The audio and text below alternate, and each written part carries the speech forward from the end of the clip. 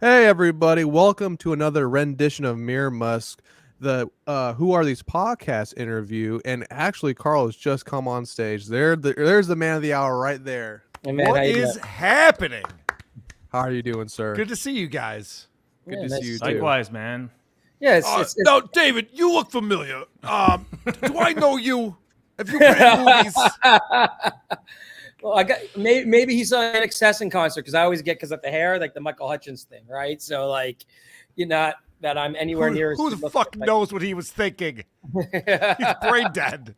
That was great. When you guys had Stuttering John on the show, I just wanted to give you kudos for that. No, we appreciate that, sir. It was honestly an amazing performance by John. I'll give him that. He was honestly a class act the whole entire time. I loved every second of it. He's great. I actually thought Carl, as big as a drunk as he can be, at the beginning of the show before I got off, he was actually a little witty and stuff. He was kind of funny, like much more than usual. I thought actually myself, and he does have a good memory. Like remember I asked him about the whole thing with Jackie at his wedding and the Jackie being drunk and the door banging on Jackie's head. For a guy who's been drunk half his life, he actually remembers all these stories, Well, that's all he's got to hold on to anymore, so it's not surprising. Yeah, we're kind of casuals when it comes to Stuttering John, but I realized afterwards that like he has the greatest hits of like stories he tells, like the Playboy centerfold, and I guess these were new to us, so they were very funny. But I guess like after hearing from other people, I guess he's got them on repeat. So yeah, Carl, he's kind of like that athlete who's never done anything after he retired, who just does the signing and speaking tour and tells like the same 10 stories about about his heyday. He's no O.J. Simpson. That's the guy who did something after he retired. that's right. That guy's an OG right there, man. No pun intended. Oh, we're live right now? Yeah. Oh, I'll tweet out the link. I'm sorry. No, you're good, man. Yeah, No. we went live right as you were coming in.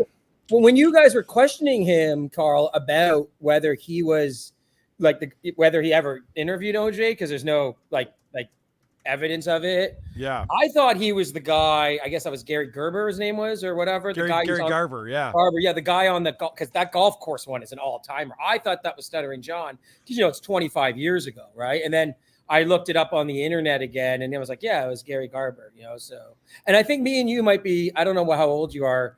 I'm a little older than these two guys up here. So I grew up with like Stern. I remember when I was like 20 years old, I worked at a chemical plant that made like chlorine pucks and stuff, and they just had Stern on every day, and that's how I kind of got into it. This was like 97, right, or 98, and and so I remember a lot of these stories, and that's kind of the heyday Stern. It's like Jackie and all that sort of thing, and I remember these stories. One thing about John too is I don't want to insult him too badly, but with all the drinking and everything's done, John was a good-looking dude back then. Compared to now, it's What? incredible. The transformation is incredible. What he's turned out. He looks like he's wearing a Halloween mask now. I think he looks better now, man. Okay, all right, what I'm cool. saying? The locks are coming back with the gray. He's looking like he's constantly doing this with his hair. He's like a silverback now. Such a pretty girl.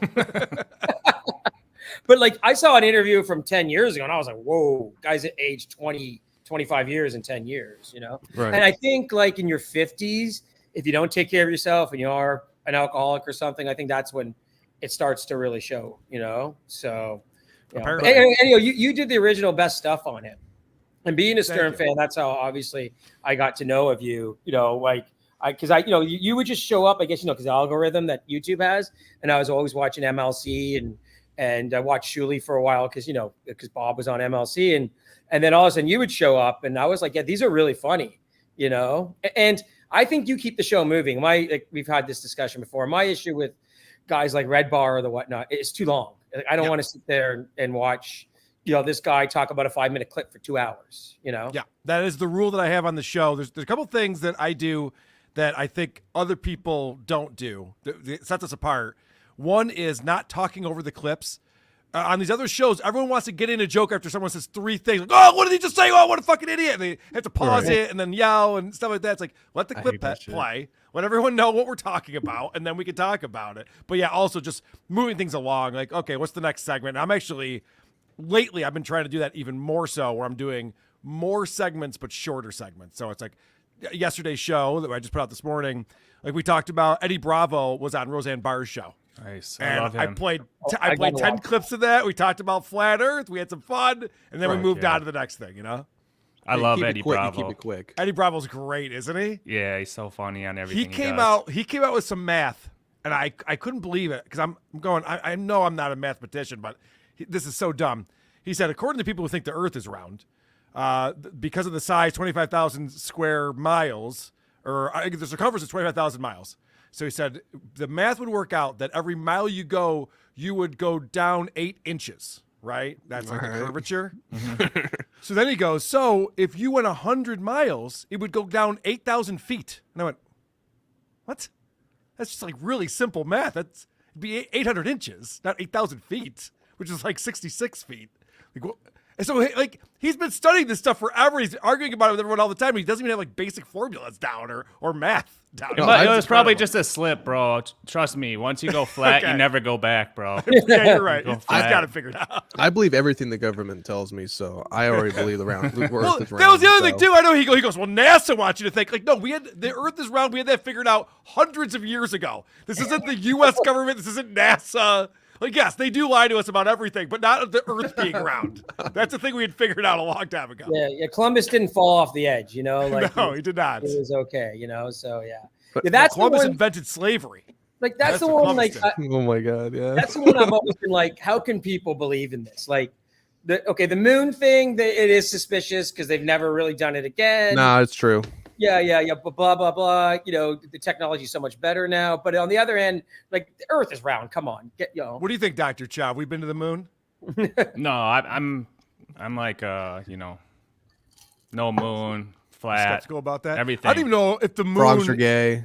is the moon really a moon because it doesn't. It's a luminary is kind of like the thing I believe. I think it's a space station. What the fuck? That's what I think. Because you know that moonlight, if you're in moonlight, it's colder than the shadow. Have you seen those videos on YouTube where they take the temperatures? I know what you're talking about. Yeah. It's really So, stupid. so the luminary, it's like the yin and yang of like the sun and the moon. It's like it gives off a different type of energy, but it's like a cooling energy. So it's like some type of luminary, like the sun, but they want you to think it's like a rock. That's my take on it. So the Bills looked really good against the Dolphins on Sunday. Yeah, that's good segue. I'm pretty good at this. I'm a pro. No, before we get into football, can we? I want to touch a little bit on your history of your show because you've done a great job building it up. Thank you. And I can tell you're like an OG like fan of like ATP mentioned those different shows. So like how did it come about to start doing your show and build it up as you have? Yeah, so my buddy Kevin moved. He used to be in my band. We went to school together.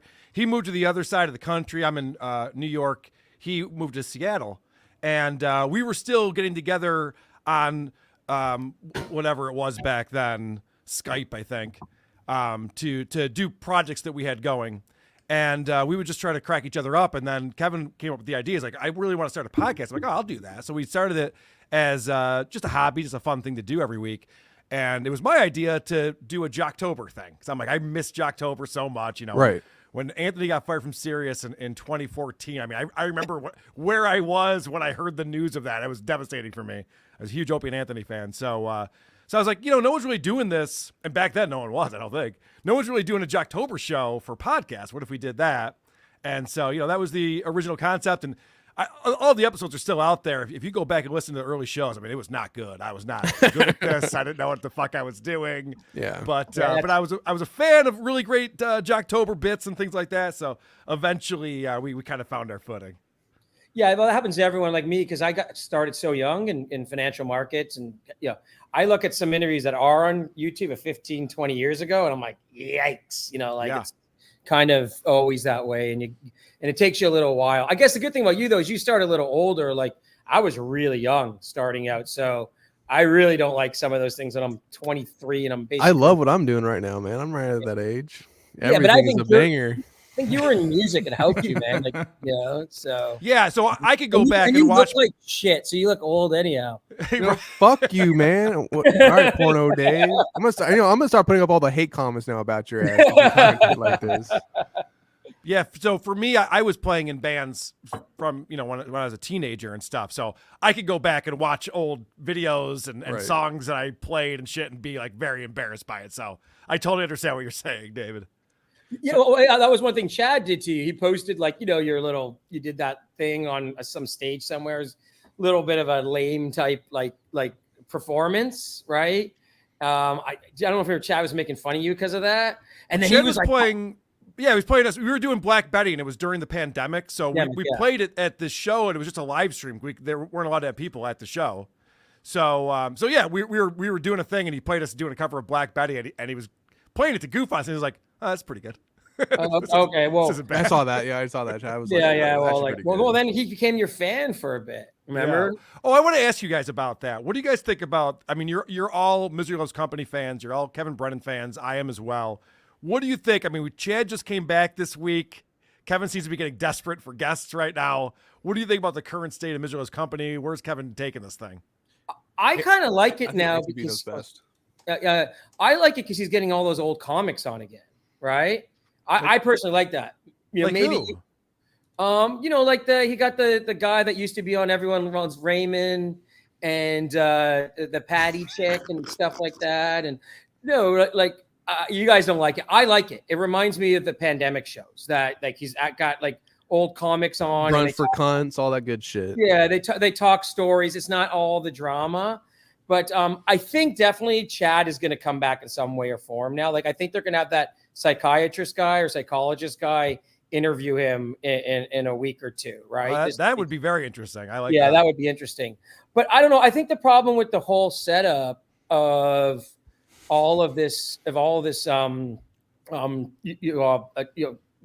of it right now is it's just too drama orientated with Shuli, KB, Patrick, whatever, and it's fake too. It's fake. It's fake, and it's drama. like, how long can you keep that going on? Like, I mean, Desperate Housewives of New Jersey did for how long? Like 18 seasons or some right, crazy but that's shit. for women. That's true. This is like for like 60-year-old like men who like the drama. Like, well, I like KB, and actually the psychologist guy said that yesterday because he's real quick and witty. I actually don't like him for like some people think the screaming and yelling and this and that, but I like him like when Mir was on the show. If you go rewatch that, he's got so many little like quips and they're really funny and stuff. And who, me? No, KB. No, yeah, I'm an idiot. Remember, I'm a scumbag piece of shit. So, but yeah, and I think the show is Kevin will admit it's kind of toxic and mean. So I think it's tough to find good guests as well. Yeah, he's making it more and more difficult on himself for sure. So I do want to get into you, Carl. Though I want to dive into you real quick though about yourself.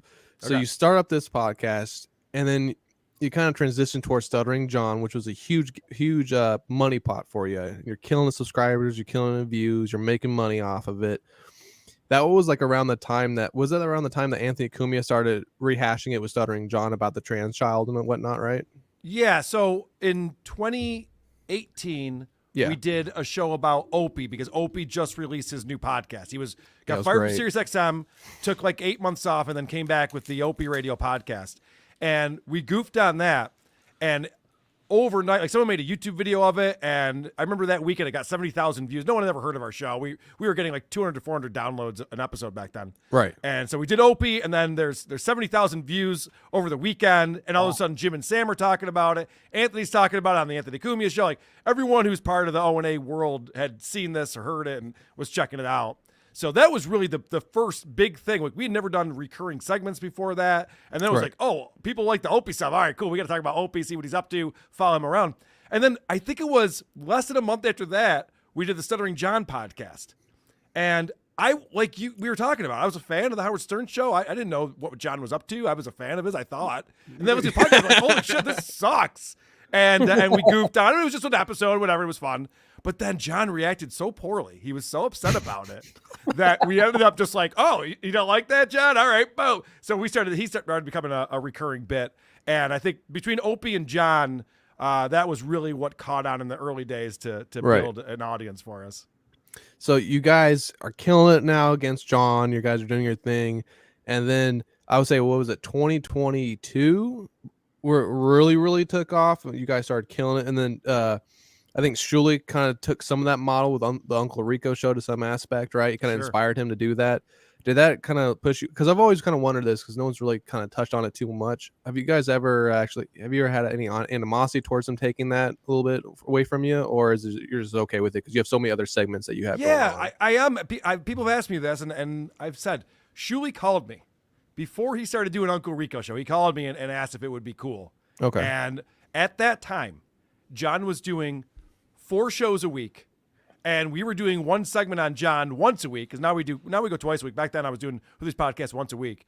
So right. John was putting out 8 to 10 hours of content every week, and we were doing 20 to 30 minutes one time. So I'm like, Shuli, there is so much Stuttering John stuff to talk about. Like, have at it. Right. I'm barely scratching the surface. Like, you go.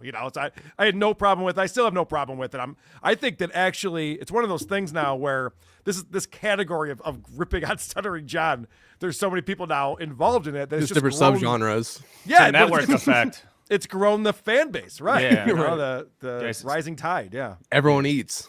Right. Yeah, exactly. And honestly, I'm doing a roundtable about Stuttering John tomorrow. We're going to debut this new Stuttering John roundtable Fridays at 4, and I got Shuli and Bob Levy are coming on with me to do that, and Tukey. So it's really cool that we're all able to work together. And DabbleCon that we did back in February here in Rochester, and all the Shuli crew came, and we all hung out together and did the show. And Anthony was there, and Chrissy Mayer. I love it. If I can segue with that, because obviously Anthony's sick right now, so obviously I hope he gets better, right? Yeah. And because I know he lives in Greenville. I actually have a cousin who lives in Greenville. If you ever wanted to do anything like that, I think it's called like the Zen House or something. He has an amazing event center, and I could probably get a good rate for you, right? Okay. So if you ever wanted to visit Anthony in Greenville, have a little event, I could probably help you out with that. I guess though, maybe I have to put a caveat. You got to stop talking so much shit about KB, because I'm the big KB fan here.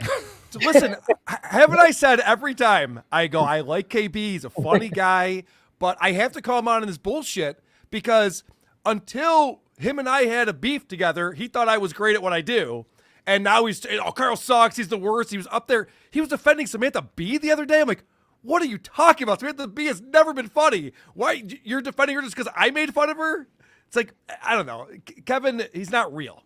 As soon as you have a beef with him, you suck. You're the worst. Patrick Melton pointed this out. It doesn't fly with me. It's like I can be objective about things, right, and say like, oh, Kevin Brennan said I'm an asshole, but he said it in a funny way, so I got to give him that. Right. It's not that serious either way. But this is actually something interesting I want to talk to you about. So yeah, you're doing your show, you're killing it, you're getting the numbers, you're getting the money, you're getting the views. You decided to do a show in Detroit. So is this your first live performance you ever done, or has there been multitude of those already? I'm so sorry. And how did it feel for you to actually?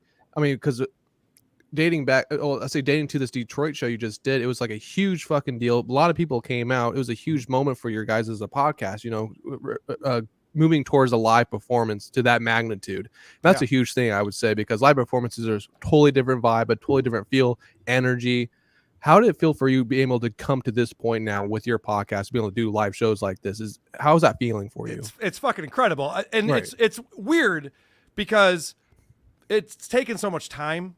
We started in 2016, and we've gotten to this point now. So it's not like I woke up one day and now you're a podcaster, and that's what you do for a living. It's like it took a long time. I left my job. I was a partner at a company. I left my job, but I was still doing freelance work while I was doing the podcast. And then eventually I got to get rid of the freelance work and just do podcasting full time. So it wasn't an overnight thing, and it feels great. It's all great, but it's not like something that just like happened like that. Yeah, you got to work your ass off. Yeah. So anyway, to answer your question though. Yeah. We did our first live show in 2021 in Chicago. And what inspired me to do that is that I went on and this guy, Dick Masterson from The Dick Show, he did a show in Tampa in December of 2020. And I went down there, and this was like where I lived in New York, everything was shut down, but Florida is a free country. So we go down to Tampa, and we have this theater, and hundreds of people come out, and I was talking to all the fans, and they're like, oh, Carl, I love your show. I'm like, what the fuck? This is crazy. Everyone came in from all over the country, and I went, oh, you could do a show, and people will actually travel to come see you. So we did a live show in Chicago that 2021, and then we did a live show in Nashville. We did one in Rochester. New York City, Detroit, Philadelphia, and then Detroit again. So we actually sold out the Magic Bag 2 years in a row. Holy shit, bro! Detroit, Congratulations. That's hard Thank as you. fuck, man. Yeah, and that's it's a lot amazing. of work. Because in 2009, I did a show at Atlantis in the Bahamas, and it was right at the bottom of the market. And this is an investment conference, right? Oh, Jesus. So it was literally like, it was March 2009, like the market. I was the only bullish one actually at the conference. I'm not going to bore you with like investment details. You're not? We had about 60 people show up, which I thought was pretty good, especially Atlantis is expensive. Getting the Bahamas is tough. You know, the room it's actually, I don't know if you've ever been to Atlantis, but they have this amazing aquarium there. And this little conference room is right next to the aquarium. So, and doing stuff at Atlantis is not cheap either. Yeah, so I was pretty happy with it, but it was so much work. I was like, I'm never doing this again. No, so I don't know how you can do it. I set up multiple shows in like music and whatnot. There's something about setting up a show just so fulfilling. I'm not gonna lie. Just see all the people there enjoying themselves, the vendors, you know, the performance, the DJ, all that good shit going on, the lights. Well, I had a huge tech issue when we did New York City last year. What happened? My computer. So I was using the 1/8-inch headphone jack to run all of the audio for my show, all of the clips, all of that, everything, right? And it just fried out. It just didn't work. So I had to quick grab producer Chris's computer, put all my files onto that. I had to download software, all of this on stage in front of people, sitting next to Anthony Cumia. I'm like, oh, fuck.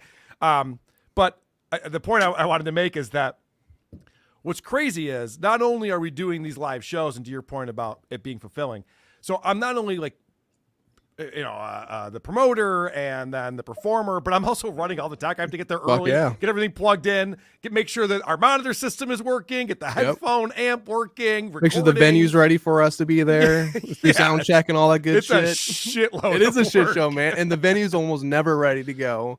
Yeah, actually, Magic Bag is great, but I've had some experiences where the sound guy shows up an hour late, and I'm like, dude, the sound guy when we did a show in LA, the sound guy took a lunch during sound check. I was like, what the fuck is going on here, dude? It was bad. It's insane, shit, though. Yeah. With the New York City show, the sound guy, he was just fucking out to lunch. We had a line of people waiting to come in for the meet and greet. And I'm like, so can we please test the audio of the video, please? Right. Like, oh, what? Oh, yeah. I'm like, yeah, we haven't even figured that out yet. Come on, man. Dude, it's like, how are you guys running a successful business here? Like, what the fuck's going on? Yeah. What happened at my show is the kind of guy was the most famous guy, and he's basically head of a pretty big news network in the States. He was a little hungover. So he was supposed to come on at like 10 a.m. and then he wasn't there, and I had to like switch around speakers and this and that. And so and you're there and you're always on edge. And then I'm sure you know this, when you have speakers come up and maybe they're not great, you're sweating and you're like, get this guy off the stage and stuff like that, So it's a lot of work, and you really don't sleep during it too, because I remember we were in the Bahamas, so I have to admit it was a lot of drinking going on too. Like there's always drinking going on, buddy. Let's transition off of show talk and talk about some guys. Oh, go ahead, Dr. Chow. You lead this segment, sir. Go ahead, buddy. So in your history of following all these, you've seen all the different podcasts, done episodes on everyone.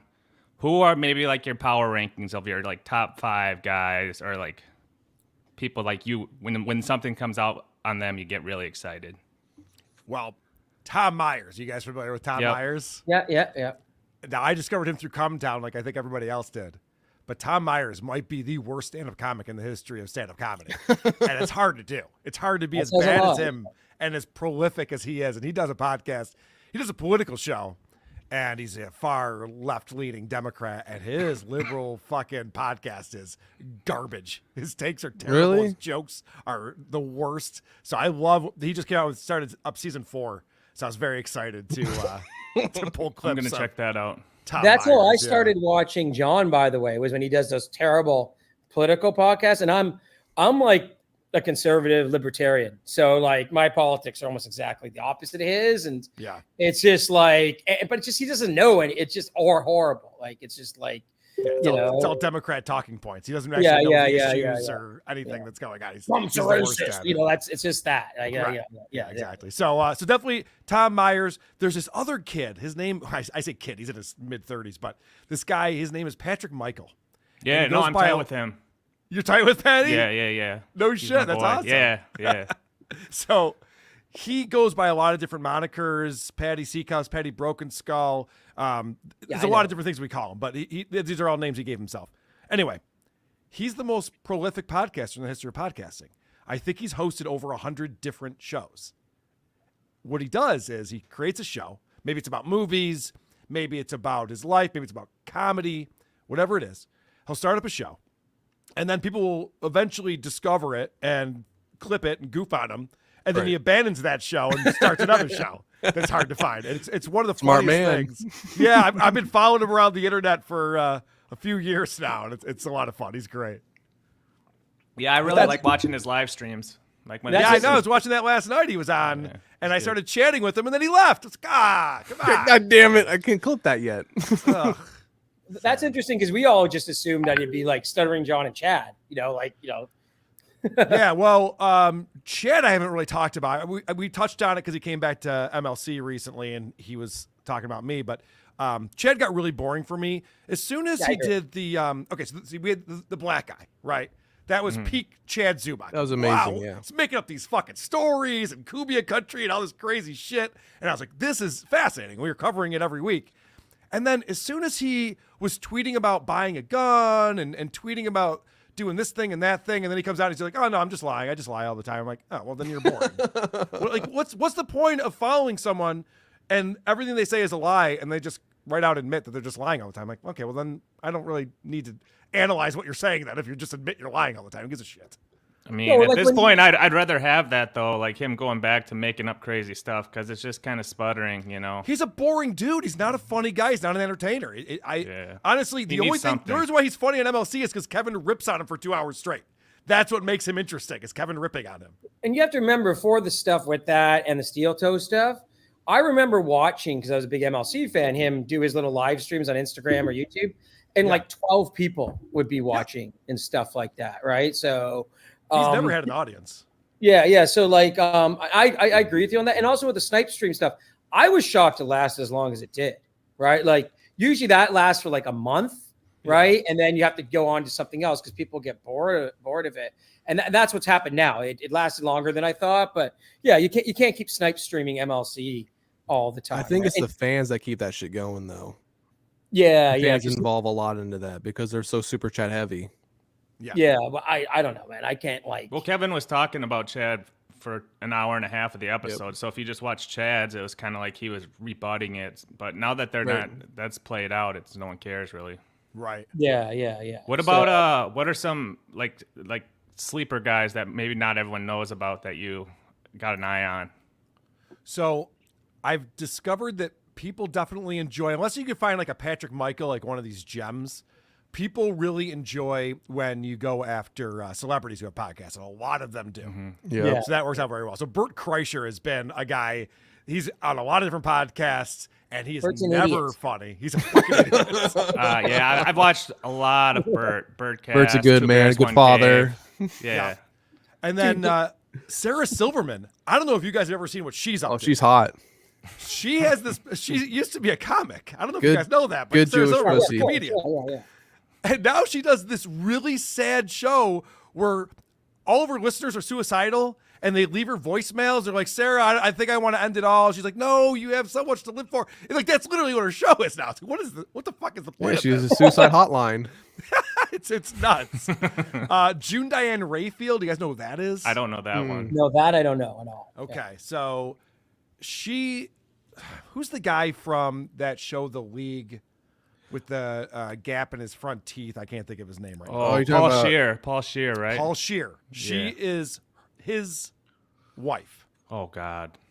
So they do a show together. The two of them with Jason Mantzoukas, who I love. And she has gotten so PC and woke. It's so obnoxious. Then she does another show with her friend. And so I haven't talked about her in a little bit, but she's always interesting. Alex Jones is always fun. Howard Stern has gotten so bad. It's always fun to rip on Howard Stern and what that show's become, even though it's boring to listen to. It's a tough You never slog. really dove into P.F. Chang's and the homeless cats with Shab, did you? You know what? I haven't, only because I feel like that topic has been covered pretty well. I mean, I've definitely covered Brendan Schaub's shows. We've done a few episodes on Brendan Schaub and some of his ridiculousness. Like, what is it? Power Hour? Is that the show now that he's on? The Golden Hour. Golden Hour, right? Yeah, with Chris D'Elia and Eric Griffin, who's a nothing. Eric Griffin is wallpaper on that fucking show. Like, what's the point?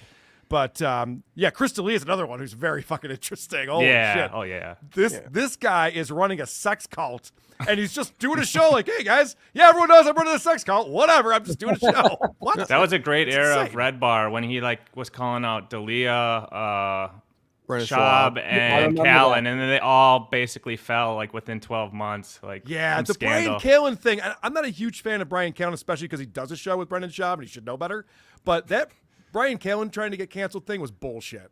It was some ex-girlfriend from 20 years ago who, claimed that he did this thing and he was mean. He was a big meanie pants. And then it turns out they both worked together on a project years after that. Like, Right. Okay, so this is just the Me Too movement run amok, right? What's your take on Sam Tripoli? You like that guy? I do like Sam Tripoli. You do like him? He's fucking out there. Well, But I do like him. What about Joey Diaz? You can ever check that guy out? Yeah, Joey Diaz. The fake gangster.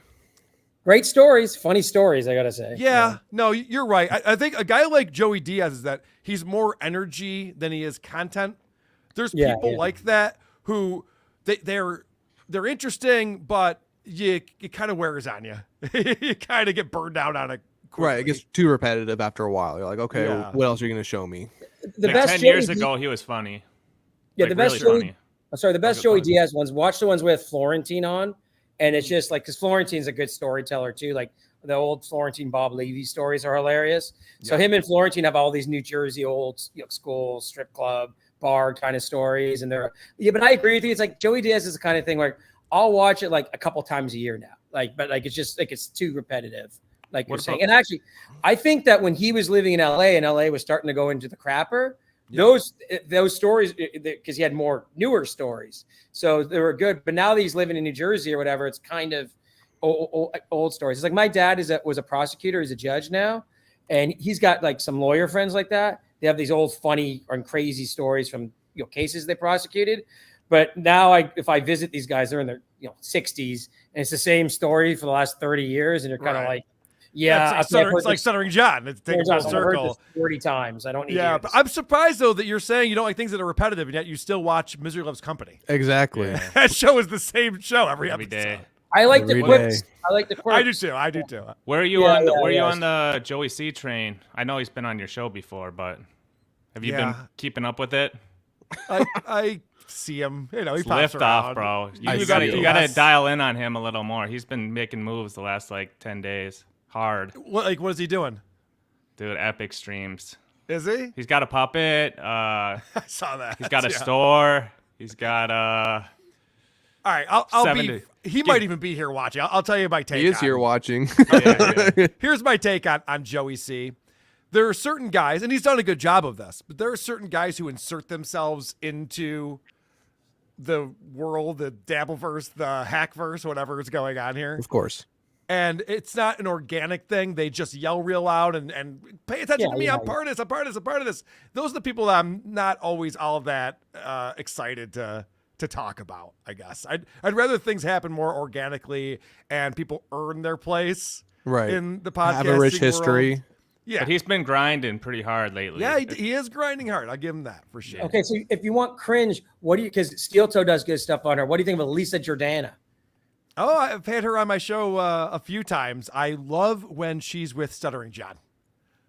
She's dynamic. John? No, I've never seen that. No, I've never seen that. He's been on her show a couple times, and they tried to do this IRL stream down in Florida just a couple months ago that went horribly wrong to the point where John was threatening to call the cops on her and her friend.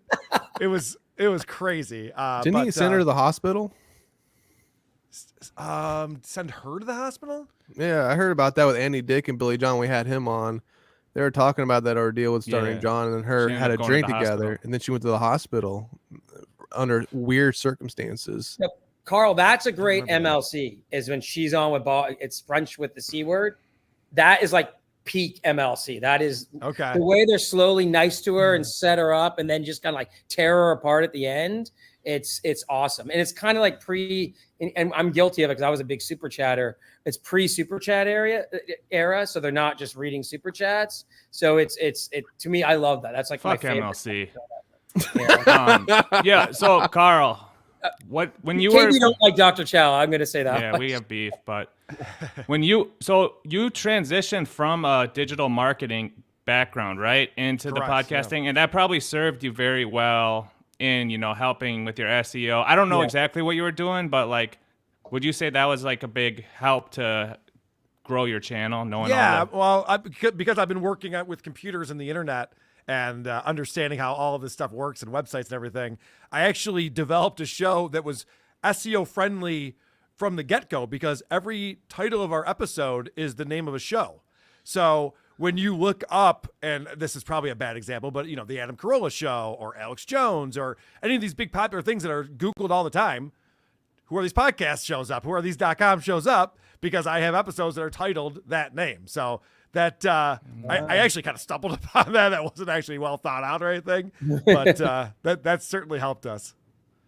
So I want to get into one thing in this too, because you obviously understand 10 to 100 times more than all these other fools like Melton, all these guys who are talking about buying views and stuff. Yeah. Oh, right. Yeah. So what's common knowledge is all these East Coast and West Coast podcasts, these comedy ones, they're all likely have fake views, fake subs, all that type of stuff, right? Sure. So I would imagine, yeah. It's very weird to me that like Melton and Brennan, who have been running a show for a decade plus, like have never heard of this and they're all acting ignorant. And Shuli, Bob, all these guys, they're all like acting like, oh, I don't know what it is. Like, why can't people just have an open conversation about it? Well, I think it does look bad if you're buying viewers because you have to be honest with your audience. As soon as you lose that credibility, that's why I was saying about KB, where he turns on people and he thought Patrick Melton was great, and then they had a falling out, so now he thinks Patrick Melton sucks. It's like, well, that's not real, And so I think that's the thing, is that it makes it seem like you're inauthentic if you're buying views and you're propping yourself up and pretending to be bigger than you actually are. I could see why people would be turned off by that who were fans of the show. It's so common. Like I was actually, when Chow was asking that question, I was just looking at the Twitter page of this investment website I know of. They're up in Connecticut, and it's a really good, Is this his bit, guys? Is this what he does? He just talks about investments.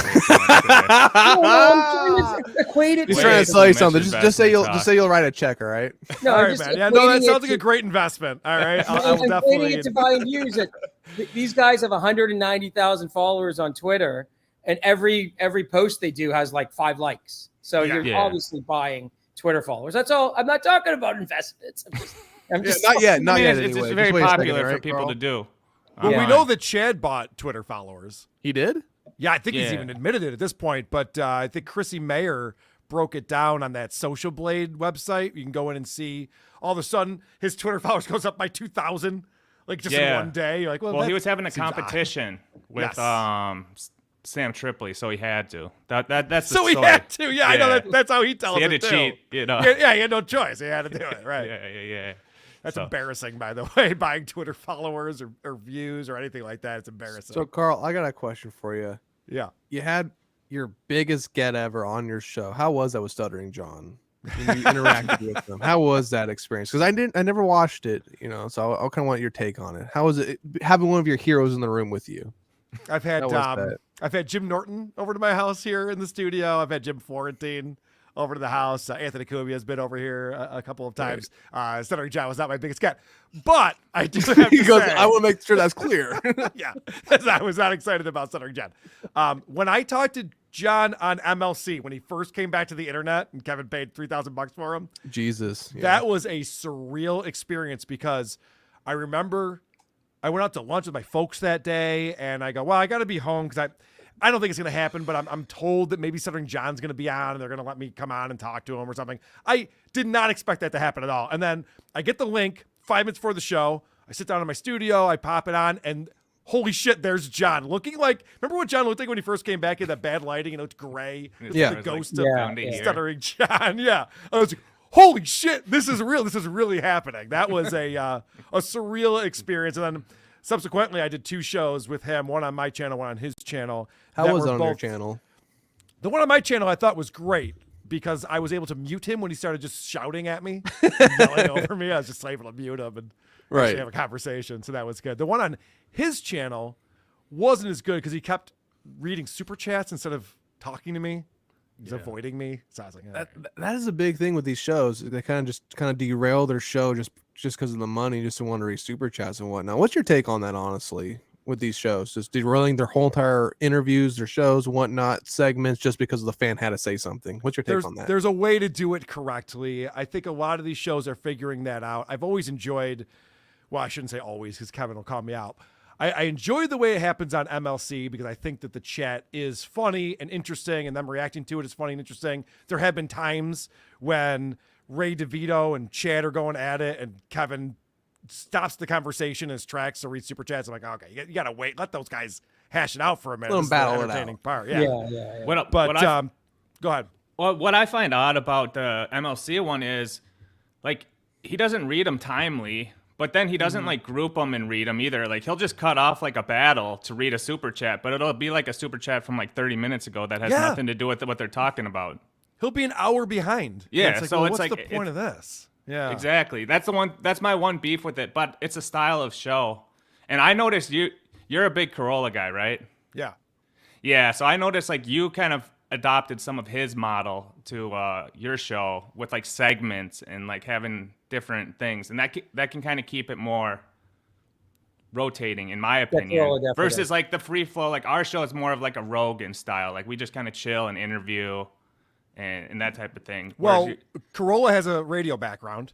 Yes. And I, like we talked about earlier, I grew up listening to Howard Stern and Opie and Anthony and Sports Talk and Don and Mike and all these kind of shows. And so I come at podcasting with very much a radio style where we hit the jingles and we have the bumpers and we go through and we do the different bits and segments and we play a game, all these Actually, I'm going to stop you real quick. I'm reading the super chat, so give me 1 second. Hang on. Yes. All Well, right, for there we go. Eugene. Hold on. We should stop. we yeah, I'm love sorry you, about Eugene. that. We love you. Thank you so much. It's a Oh, good you're boy, such a great Eugene. fan. Thank you for boy. being such Continue, a great fan. Carl. I'm sorry We for love you. interrupting you starting your tirade, but I had to read the super chat.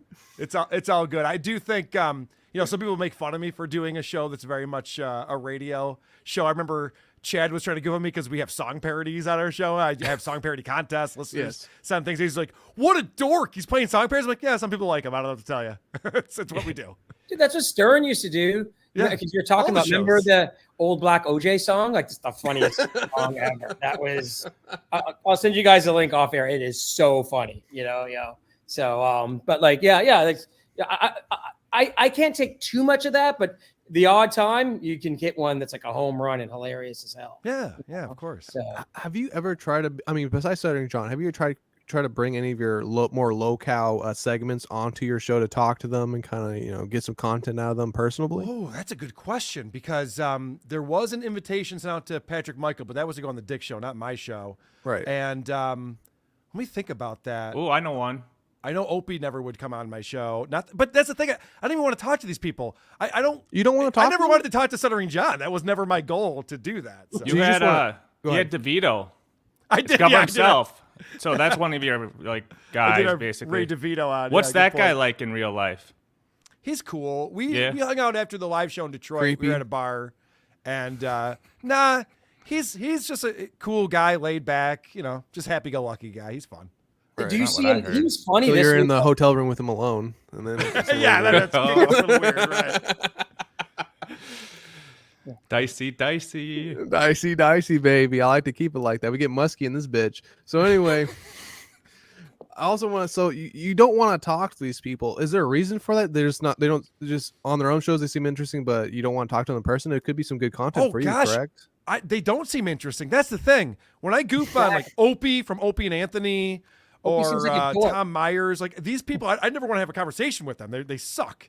So that's I'm not interested in meeting them in any way. In fact, going back many, many years, long before I started the podcast. I went and saw Jim Norton at the local comedy club, and Opie has a lot of connections to Rochester. He used to live here and work here, and he's friends with Brother Weeze, who's been a morning jock here forever. Of course. And Opie was there at the show, and we're all standing around in the lobby after the show, and people are like, hey, there's Opie right there. I was like, oh, yeah, that sure is. I had no desire to say hi to him. I didn't want to talk to him. I want nothing to do with him. So these guys that I goof on are not people that I'm like, oh, I hope I get his autograph someday. I don't give a fuck. No, not that, but just to troll them, maybe get them on your show. None of that. You don't want any of that. No, I enjoy my style show where I get to watch them do what they do, pull clips, and then goof on them. Have you ever had a better model for sure? Have you had anyone ever go crazy on you though? Like what Chad did to Steel Toe, start showing his kids, his house, all that shit, his family. Oh yeah. Oh fuck yeah. What happened to you? Let me hear this. So this is nuts. Okay. This is going back a little ways. All right. But there's a show called The Vanished, and Marissa Jones is the host of The Vanished. And what she does is she talks about a missing person, interviews the mom, something like that, and then puts out a show. Right. So we just did our usual WATP goofing on The Vanished episode. And she has a very big social media following because true crime shows are nuts. Right. So she got very upset about this. She tried to get the show taken down. She reached out to Libsyn, which was my hosting company at the time. They go, no, we're not going to take it down. She reached out to Apple. She was doing everything she can to get the show taken down. She reached out to me and threatened to sue me and stuff. I guess she's a paralegal. And I was like, no, it's fair use. I'm going to leave it up. So then she did some research, figured out where I worked. Now I was a partner at this digital marketing agency. And she got 20,000 people on social media to all start tweeting it and getting on LinkedIn and every way they can to fuck with my business. Right. And I happened to be in Vegas at the time. My business partner calls me. He's like, Carl, this is a problem. And I go, oh, are you kidding? So he's explaining everything that's going on. So I'm like, all right, I'll just take the episode down.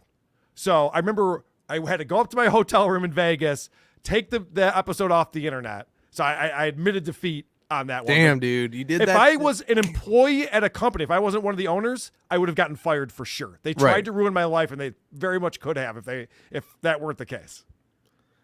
Oh, wow, that's crazy. So you don't do any side. You don't have an actual job outside of this. This is your job now, correct? Correct. Yeah. How's that feel, man? With all these tweakers now trying to probably shit on you and your family, trying to figure out, you can't get canceled now. Is that a great, amazing feeling for yourself? Well, it is, but you can get canceled. I mean, I do rely on YouTube. I do rely on companies like Patreon is a big part of my income. And Stuttering John tried to get my Patreon taken down. He did? And Holy so shit. We used to have a connection on the top tier of our Patreon to our Discord server. Right. And in our Discord server, there are people who use gamer words in there. I don't, and I don't really type in there very much. It's a community that's kind of beyond what I do. Right. But I also don't police anything. I don't give a fuck. I'm a free speech guy. I think you guys all agree with this. Say what you want to say, yeah. Exactly. Yeah. You're not hurting anyone by typing something on a Discord server. If you don't like what you're seeing, don't look at it. Yeah. But John saw this and decided to reach out to Patreon and try to get my Patreon taken down because it's against their terms of service that this would be in my Discord. So these poor people at Patreon had to go through and scrub my entire Discord server. They're like, yeah, we did find some things in here that are against our terms. And I said, fine, I'll disconnect the two things. So now you don't get any Discord perks with a Patreon membership. I had to do that or else I would have got my Patreon taken down. Holy shit. Are these? Oh, wow. My thing is, how demented and how sad must you be to go to these lengths to affect somebody? Well, that's why. How do you get to that place? When Kevin Brennan goes, oh, Carl's talking about it's an act of violence. He's trying to ruin his livelihood because of a copyright strike. No, it goes way beyond a copyright strike. Way beyond that.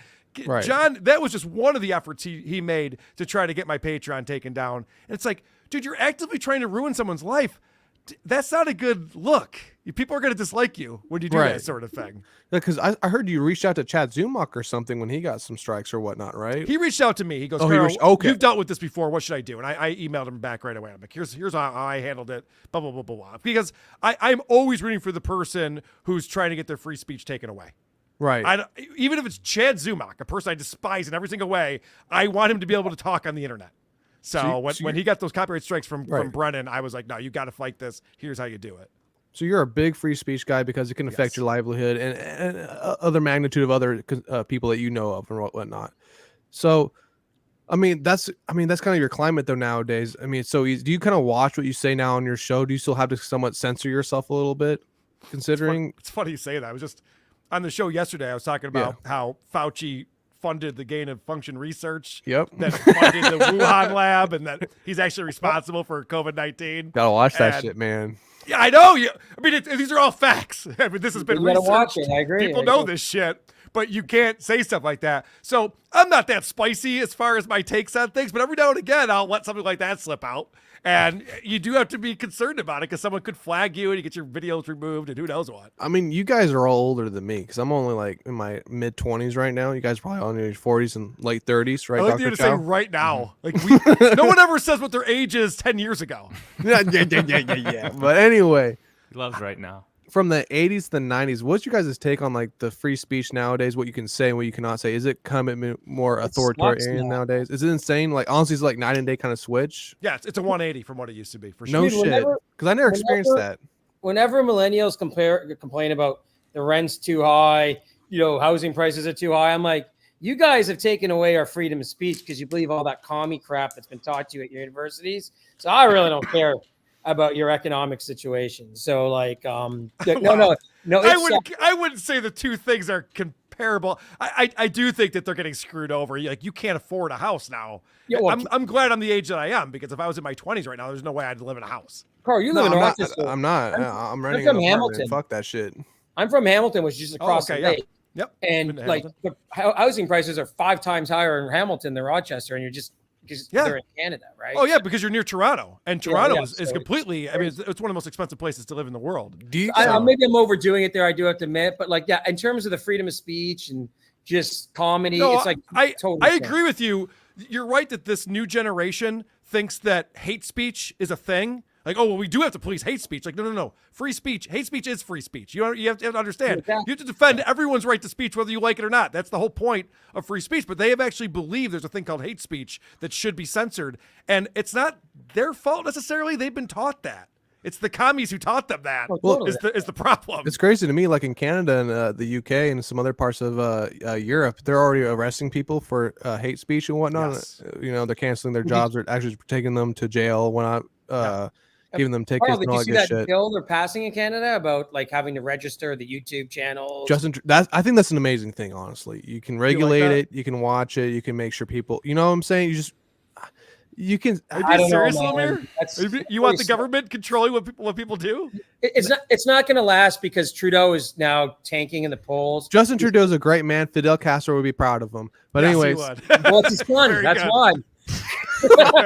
all I'm saying is you got to think though, you do need some control of your constituents. You need some control of the populace because everyone is an idiot to some extent, and you got to control the sheep to some extent. So you need government. You need control. I think China's doing a great job. I agree with you. No, they are. They're killing it right now. Take over here.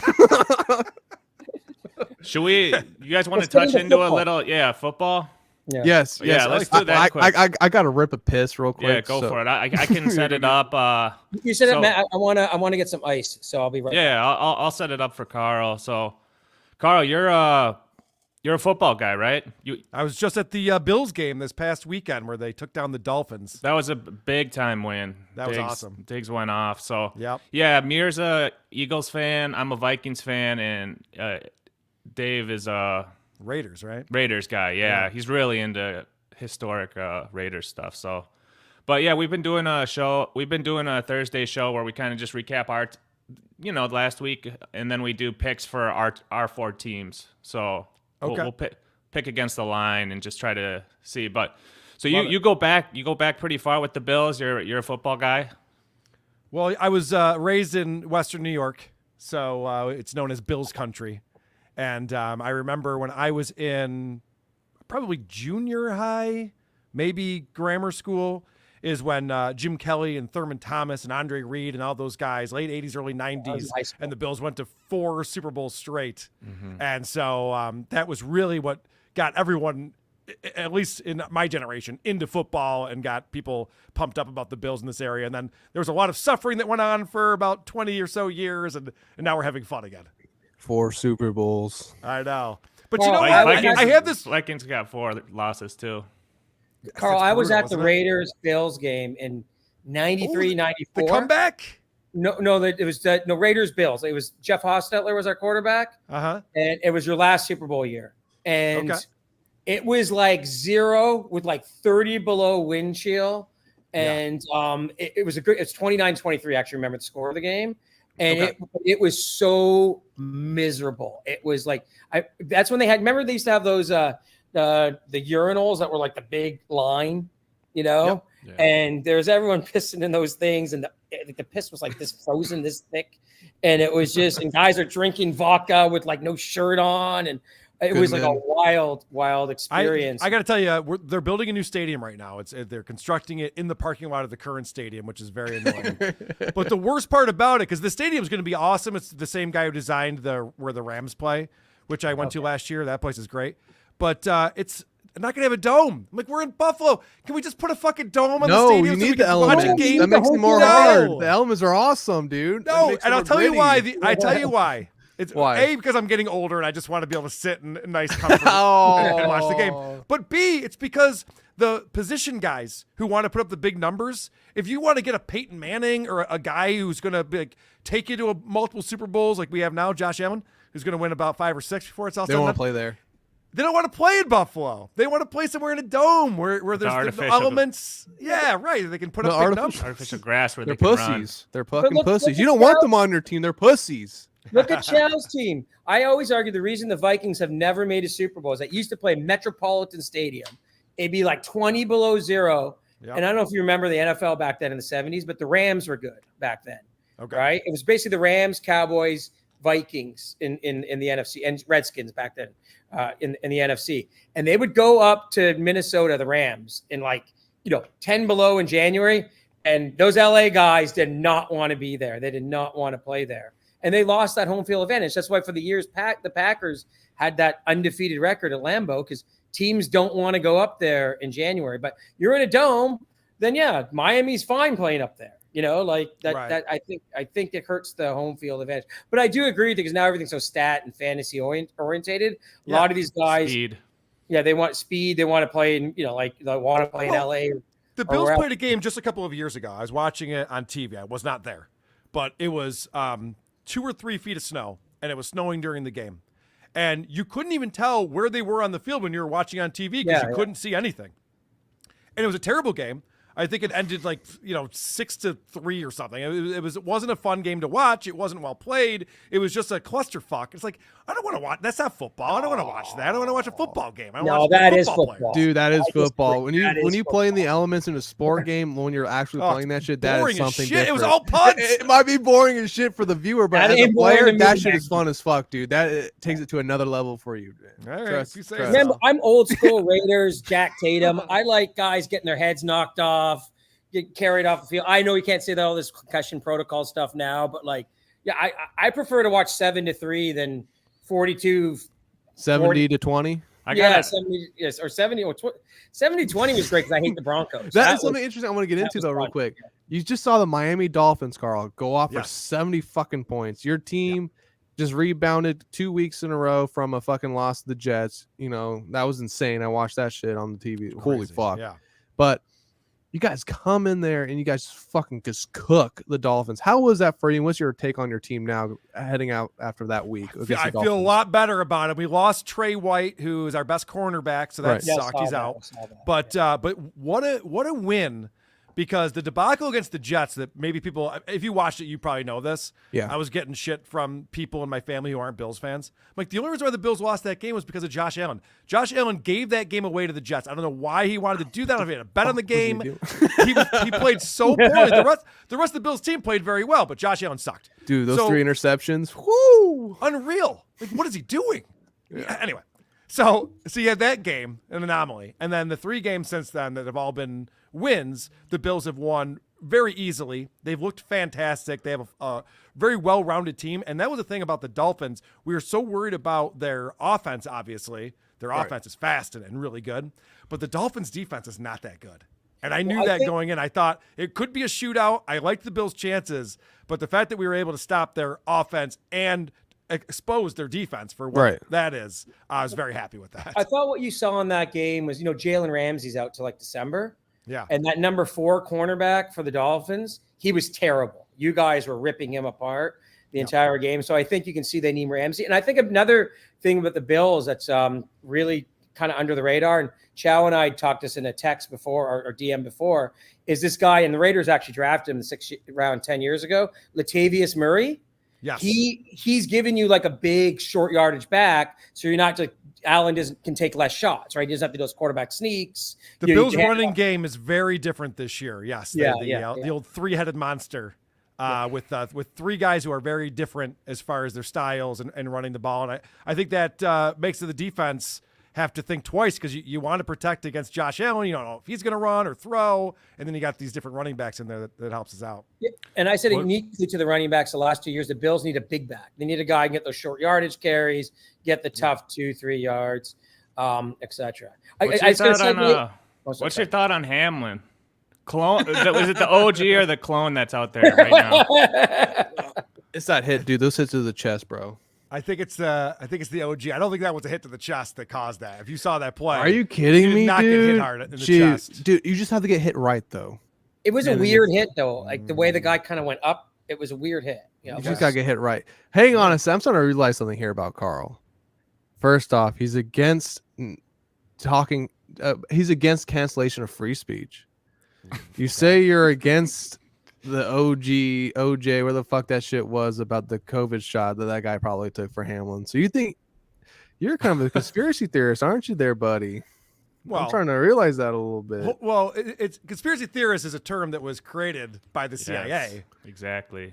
To make you like, he would be like, oh, well, if you believe things that the mainstream media aren't saying, the government isn't saying, then you're obviously a nutball. It's like, well, no, the mainstream media and the government lie to us all the time. There's numerous examples of it. So explain to me why that shot. Explain me what Hamlin. Explain me. Oh, Hamlin. I don't know about Hamlin. I think it's the real guy now. You think that? Yeah, okay. You don't think that's a cover-up double? I don't think it's a different guy, but it was interesting when he was in the stadium afterwards. It was a playoff game, and you never really saw him. You saw his back on the elevator, and then they were trying to show him in the booth, but it was snowy, and you couldn't really see. It's like there was shadow. a lot. Yeah, there was a lot of conspiracies about that. Yeah, that was a little weird. I have to say, like that. I don't buy into it though. I mean, I got the COVID shot, and I got the COVID shot, and I feel even better now. Good, buddy. I'm happy. I got double dosed. I'm good to go. Well, I'll tell you this. I got the J&J shot. No, you did not. I did. That guy's a Jets guy.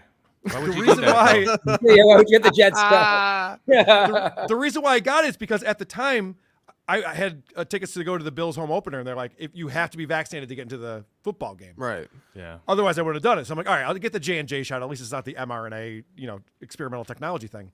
Hey, Carl, and now the J&J shot has been disapproved, or whatever the word is, by the FDA. Yeah. You can't even get it. It's not even right for human consumption. And meanwhile, people like you are going like, what are you, conspiracy theorists? You think that like they would give you things that are bad for you? Yes, they did. It's proven. True. Facts. Hey, Paul, what did you notice in that game against the Jets?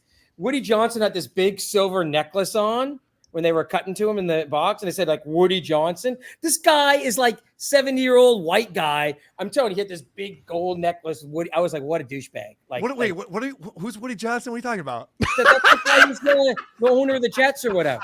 Oh, the owner of the Jets. I'm sorry. Yeah. Well, you were at the game. He's talking about marketing ideas, right? He had a big gold chain like a rapper, and it said like his name on it. I was like, give me a break, dude. Man. You're a Raiders fan. You're making fun of owners.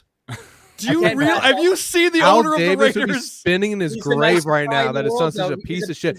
I actually want to. No, he's not, dude. Stop with that. I'll segue into my story. Go ahead. So because Carl's from Rochester, my principal in grammar school, I just put it up on my Raider Great site today. Was the article? Was a guy named Bernie Custis. He went to Syracuse. He was Al Davis's roommate. Racist, right? And he was no. I'm kidding.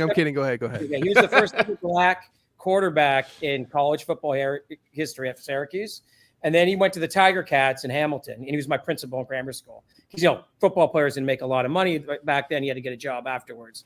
And anyhow, so he played for the Tiger Cats. He coached a bunch of colleges in Canada. He's in the CFL Hall of Fame. So I sent Mark Davis this autographed picture of Bernie Custis, and I'm a big Raiders fan, blah, blah, blah. I know he was your dad's roommate. And then like 2 weeks later, this assistant of his writes me and says, hey, man, anytime you want to go to the Raiders game, 2 tickets are on us. So I don't care. Mark Davis might have a weird haircut. He may be a little quirky, but these corporate owners would not do crap like that. And that's it. I want to take on Carl right here real quick, Carl, because you seem like a good guy, very grounded. You're a good American patriot. What is your take on Kaepernick possibly coming back into the league with the Jets? What is your take on that? Stop with that crap. Kaepernick will never come back into the league. And what people don't realize about Colin Kaepernick, the reason why he's no longer playing football is A, he's just not very good, but B, and this is the thing that people don't realize, he slept with one of his offensive linemen's wife. What? Yes, he broke the bro code in football. You cannot do that. And so the offensive line, they're a tight group, right? So once you do that and you fuck over your offensive linemen, they stop blocking for you. Right. So Colin Kaepernick, this has gotten around the league. So none of the teams want him on the team because they all think he's a piece of shit. But also because his offensive line stopped blocking for him, because of that, he got really bad at football. Because as a quarterback, you need your offensive line to block for you. So Kaepernick will never be back. You don't think? No, You don't think he can replace Zach Wilson at all? No, Come on, Zach Wilson's garbage. But he was garbage too. He had one good year, like 10 years ago. Right. Carl, you remember the Super Bowl the Raiders lost to the Bucks and Barrett Robbins went crazy? Yeah. Supposedly that's what happened to another guy on the team, and Barrett Robbins was the center, slept with his wife like that week of the game, and Barrett was already kind of bipolar and stuff, and that set him off. So you're 100% right. And offensive linemen and defensive linemen, those are the two units that are like they have to play as one. Well, for sure. That game, that Super Bowl is one that a lot of people like that who think rigged NFL. Have you ever seen that on Reddit of all the people who think the NFL is fake and it's rigged and there's magnets in the balls? I saw that video. Yeah, that game was fixed because the guy who got the 2 interceptions said that they were getting the plays in their ears that the other team was running. Gruden was they'd like hacked the system and they knew every play. And John Lynch has said it too. Yeah, there's documentaries about that Super Bowl Bucks Raiders. I mean, everyone cheats. Everyone cheats, but if you get caught, then you're an idiot. Let's talk about John Gruden. John Gruden got blackballed by the NFL. No, he didn't. Yes, he did. How? Do explain to me that. Let me explain this to you. So they go through these emails that was all about the Redskins. Yeah. That's what they were investigating. And for whatever reason, the only emails that leaked were these John Gruden emails where he was, whenever he said they got him fired and kicked out of the league. And I think, isn't he suing the NFL? I think he's got a good suit out his hands. No, from everything I've read about that lawsuit, I'm not just being biased as a Raider fan. I'm just because to be honest with you, I wasn't a fan of Gruden because they were drafting. They were drafting horribly. They were drafting horribly. They were tanking at the end of the year. Yeah. Well, also, John Gruden is just like facial expressions. That's this whole fucking thing. I'm like, all right, if he wasn't a racist, he wouldn't be. He'd still be in the league, though. Am I right? Oh, you think you should lose your job for being a racist? Interesting. That's what I'm saying. Yeah, no, if you are discriminating against your fellow, compatriots. It was locker room talk. If you read those emails, every guy in the NFL talks. I never say anything racist whatsoever ever in my life. Right? I am clean. I'm clean shaved. Right. I am white and Latino, so I got my card. All right, I'm good to go. I can't say anything racist because I'm half Latino. So good luck with that. But my thing is though, John Gruden sent out those emails. First off, you just don't send to any. Who do you send them to, Carl? Since you know so much about the story, do you remember that? I don't remember who was included on it. No.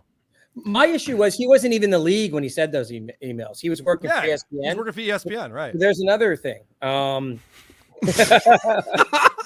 So is a Canadian Prime Minister, so you can join the club, Lil Mir. He's doing a great job over there. Go ahead. Yeah. So no, Gruden. Sent them when he was at ESPN. So there's another factor. He had nothing to do with the league. He wasn't a coach when he sent them. So why should he hated Roger Goodell, right? That was his thing. Yes, he did. And he didn't like the guy who was the head of the players union, who, by the way, is considered kind of a crappy representative by a lot of people. I don't know much about him, so I can't really comment on it. But I've heard a lot of negative things as well about that guy. So I don't know, man. I just don't think it was a fireable offense, especially with all these guys who beat their wives and kids or whatever. Here's a deeper conspiracy. I actually kind of want Carl's take on this because, Carl, you're somewhat of a conspiracy theorist to some extent. As you've said, yes. Yes. So I am, too, to some extent also when it comes to racism. And I was talking with these boys on our week 1 recap. I kind of noticed this a lot about the NFL. When was the last time a pure black QB won the Super Bowl? Not half black like Patrick Mahomes or when Kaepernick got there. When was the last time a pure black QB went to the Super Bowl and won it? Well, name me 1 year. It's funny you asked me that question because, and this is a weird thing that maybe your generation doesn't understand, but I actually don't care about that sort of thing because I'm not a racist. So I'm not worried about who's black and who's white and what. Like, that's not a thing that factors into my thinking about things. And it's so weird because these anti-racist people, that's all they care about is race. That's all they talk about. Did you watch the Super Bowl against Jalen Hurts? I'm an Eagles fan. Did you watch that shit? Of course I did, yeah. That was garbage. What the fuck was going on? They don't want a pure black man winning the Super Bowl. They don't want it. That's pro KC bias. They got that against the Jets on Monday night, too. KC shouldn't have even been in that game because the calls against the Bengals were insane. The Bengals won that game, and I hated the Bengals, and they just knocked out the Bills the week before that. Even I watching that going, how the fuck is KC getting away with this shit? It's insane. But dude, that was like, I just think that's where, if you are a conspiracy theorist, it's like KC with Mahomes, Reed. That's the number one duo right now. It was just like Brady and Belichick. You're going to get calls. Let me ask you guys this. What do you guys think about this Taylor Swift with Travis Kelce thing? Is it real? Are they? I already heard he was with an OnlyFans chick. I already heard he was with an OnlyFans chick already. But are they an actual couple though? Do you think? No. Or is this a fake thing? No. I heard he's a spokesman for Pfizer now. Yeah, I saw that. Yeah, that was funny. For real. I saw that picture. But no, so do you guys think it's a real relationship? Do you care about it? No, I don't give a fuck, dude. I don't care. I'm not a chick, so I don't care. Like, this for housewives, that's for chicks. Fair enough. You're more worried about black quarterbacks. I am worried about that shit. And I'm not kidding here. I have seen, like, Dominic McNabb, Jalen Hurts, Michael Vick. Donovan McNabb was puking during a drive. He was so nervous. He did not show up with a good game that day. Dude, that's because he has to perform in front of his owners, his people that own him. It's just it's a nerve-wracking thing. Again, Carl and I are older, and actually talk about the Bills, the greatest comeback ever. I was a big Warren Moon fan because Warren Moon ripped it up in the CFL. Holy shit. Hang on. Be quiet for a second. There's a Vikings fan and a Bills fan right here. What was it, Justin Jefferson last year with the greatest game in recorded history for the 21st century? Was not made by Justin Jefferson. It was made by the cornerback. I'm trying to remember who it was on the Bills. I think he's off the team now. For whatever dumb reason, he didn't just knock it out of his hand. He actually put two hands on the ball and brought it down for Justin Jefferson and let go of it. It was the dumbest play I've ever seen in my life. Anyway. And get back to Warren Moon. Warren Moon was an awesome quarterback. If you go look at the stats and those games that they choked on, it wasn't just the Bills game. They choked against KC, against Denver. The defense always blew it. But hold on. I want to ask Lil Mir. So what you're saying is you think the NFL doesn't want a black quarterback to succeed? Never. They will allow to pay them, but they will never allow them the prestige of owning a Super Bowl ring. Why? What's their goal? Because what's in it for them? Because money is whatever, but actually having something that no one else can have is something that's so prestigious. Just pure racism? The NFL is just pure racism. Is why I got two words. Look what Kaepernick said. Watch this video. Watch this documentary. They don't understand. Kaepernick's a moron. He might be a moron, but he was onto something because he's his black kicked in him, and he's like, there's something going on here. I got two words for you, Little Mir. Doug Williams. Yeah, Doug Williams is a black dude, and he won the Super Bowl. Yeah, Wait, let me look this up right now. Doug Williams. Doug Williams. For the Redskins. So that's why the Redskins. They probably had to get off some fucking shit because of the Redskins. He's like a real black dude. You know what? He's not like a Mahomes black dude. He's a real black dude. That's what I'm trying to get at. Jalen Hurts, Dominic McNabb. When was that? The 80s? Dude, Jalen Hurts is more like McNabb than Doug Williams, bro. Or more like every 2 Mahomes. decades, you gotta give it to one black guy. You guys are funny because you're talking about like real black men. Have we ever had a black president in the United States? No. Okay. No, that's not a real black man, right, Barack? Okay. No. Kamala Harris is a real black woman, but let's continue on. She's half Indian, so no. There you go. All right, it was a joke, ATP. Should we do the game that's over on the other side of the pond? Yeah, let's go over now. I don't know about these guys. Well, Mir's got a British flag, but lately Joey C's waged war against the British trolls that have been trolling him nonstop, and he's become very patriotic, and so I've been standing with him too. So I say fuck England. But this game is being played in England. It's Jaguars and Bills. The line opened up at -4.5 for the Bills. Jaguars have been there 2 weeks in a row, and it's moved to -5.5. So who do you guys like in that game overseas at Tottenham Stadium? I'm gonna go Bills for 2 reasons. Of course you will. No. I'm a Bills fan, and Von Miller's gonna be back this week. That's a huge thing. I was going to bring that up earlier. That's right. That's right. I was going to ask if Von is coming back. Yeah, and the Bills defense has been playing pretty well. And the Jags, I know they're 2-2, but they haven't really played that well. Like the wins weren't impressive, the losses were bad. They kind of look like they're taking a step back from the end of last year. So I'll go with the Bills. The only advantage the Jags have is staying there 2 weeks in a row. But again, the Bills are an East Coast team, so they don't. Okay, if they were Seattle, that would be different because then you're flying 10 hours or whatever. So I'll go with the Bills because I think they'll win by a touchdown. So I'm going to take Jaguars just in the points, just because they've been there a week already, so maybe they're a little more acclimated. Dude, I'm going Bills. Carl, I'm going Bills, sir. I'm going to respect you on this one, Carl's. After the win the Bills had against the Dolphins, I could see them having a letdown of a performance. But it is tough because they are in London. It's kind of a big deal. It could be a game that the Bills win by 31 points. It really could be. All right, big man. Or they could win by 3. I better see that money on that bet, bro. Well, I'll tell you what. Our head coach, Sean McDermott, has taken over as the defensive coordinator now for the Bills this year. He's killing it. He is killing it. The way he's scheming, the way he's game planning against these teams. You saw it against Miami. He is figuring this stuff out. So I think the Jaguars are going to have a hard time. Now, the Jaguars have their own Josh Allen, who is going to make some problems for the Bills. He's good at the defensive end, yeah. He's good. He can get into the backfield. So that makes me nervous. But I have a very important question. Are you going to be drinking beer during the game? Because it's a morning game. Oh, we might have mimosas. I don't know. There you go, Bloody Marys. But we're having people over. My wife's already figuring out what we're making for breakfast. And we'll be Dude, that's what I did. I respect you, buddy. You're a good man. I'm a soccer fan. And when they had the World Cup, in Qatar, the final had a World Cup party. And we were drinking mimosas and Bloody Marys. And everyone was drunk by like noon. It was actually a lot of fun. I used to watch Bundesliga. And over at my buddy's house, we would go over, and the games would be at like 11 a.m. on Sundays, our time.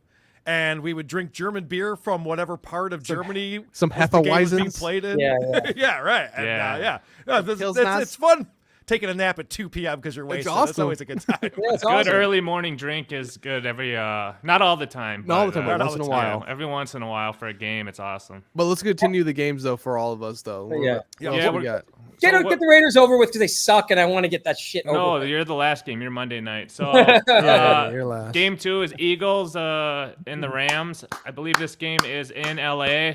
It's a 3:05 game, and the Eagles are getting 4.5. It opened at 5. It's closed a little bit to 4.5 points. So Eagles -4.5 in LA. I'll take Eagles. Easy. Yeah. So I went to see the Bills play in LA last year. I bet there'll be 50% Philadelphia fans in that building. LA fans don't give a fuck about football. They never got so many teams too also. Now they have 2 teams. It doesn't make any sense. Yeah. I think the Eagles will destroy the Rams in this game. Carl, you and I are best friends now. I appreciate you. I'll jump in and I'll say I'll take the Rams. I think the Rams have been kind of a surprise this year. I think Cup might be coming back. Plus the Hawaiian kid. The Hawaiian guy. Yeah. The Hawaiian kid is unbelievable. Ahuma Katada, whatever his name is. Kuna Matata is catching 10 balls a game and running all over the place, juking guys. So I'll take the Rams and the points just because the Eagles, of course, they're great. Their offensive line's great. Their D-line's great, but they haven't played amazing. So we're cross-country travel. Like our coach said, we're building it. I'll go Rams too. I think the Eagles will win. But I think it'll be like a 3-point game or something. No, seriously. Okay. This is the spread, man. It's not straight up. No, the Rams are a good team. They're not. And by the way, I'm last place in this, so I got to kind of pick against Mir. Oh yeah, well, that's not a good strategy. I think aren't I leading us right now? I stopped counting because I'm sucking. So All right, so Lil Mir, so you are the best at this, and you've so far picked the Trust the me. No, I think I've got the most. No. There's something about me that Dr. Chow and David lack, is that you also have to understand when you feel a game like when you just feel a locker room, the presses what players are thinking, because I play sports, a little bit before these guys did, because they're in their mid 40s now by this point. So I've still was in sports to some extent. You can just understand players more and the vibe and what's going on in the locker room, and I pay more attention to that because I'm more into Smart. social media, the grind, all that bullshit. They don't understand that they're old heads. They're not on Snapchat. You don't even know how. Yeah. No. Yeah, You don't even know Dr. how Chow, the you points could work. try to. You think you won? You think you won the Eagles bet last week because the Eagles won, but you lost that bet. No, it's okay. We still won though, because we're 4-0. What are you, 1-3, my bud? Aren't you 1-3? Yeah, it's all right. I can't wait to see you in the draft. You'll be number 2 pick, and I'll be number 30. Where the fuck it is? It's all right. Well, I'll hang another. You know what? I'll hang a goddamn trophy on my fucking banner, and then you tell me when you get another Super Bowl. All right. All right. So the real reason he's winning is because our 2 teams are 1-3, and his team is 4-0. That's the real reason he's winning, right? I don't give a fuck. I'm winning. I will say I'm terrible at fantasy baseball, but I play every year. I was good the one year that the Cubs won the World Series. That's my baseball team. So yeah, it's like when all the good players are the team that you're paying attention to, it makes it a little bit easier to do that sort of thing. But Lil Mir, you're right though. The thing about football people don't understand is that there is so much passion involved. It's not just about skill. It's not just about who's the better team. There's so much passion involved. It's won and lost in the trenches, and that's why you do have to figure out the team. When the Bills played the Bengals last year in the playoffs, they didn't have it. They weren't prepared for that game mentally, and they didn't bring it. I'm gonna stop you.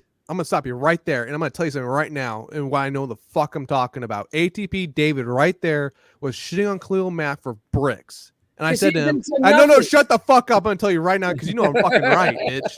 I said to him, you know what? When your team plays the Chargers, he's going to fuck your team up. You know what? He fucked you up like I said he would. I know that shit, and I got your ass. Trust me, don't fucking sleep on me, buddy. He's only actually, to confirm Carl's point, he's only motivated to play the Raiders because they traded him. If you look at Mac. Big gains. Yeah. In the 21 games he's been on the Chargers, he's got 14 total sacks. He's got 9 against the Raiders. He does. Fuck your team. That's the only team. But I'm saying that Khalil Mack went to UB. He's a Buffalo guy. How did the Bills not draft him? Yeah, that's a shame. Fucking annoying. But continue, Dr. Chow. Yeah, so I think we got picks for that game. Next game is at the same time, or 3:25. It's Vikings hosting Taylor Swift. Plus, Vikings are getting another home dog. They're getting 4 points. It opened at 5.5 and it's closed 1.5 for some reason. So Vikings are getting 4 at home against the Chiefs. I guess I'll start off. I'll take the Vikings and the points. I think the Vikings will lose, but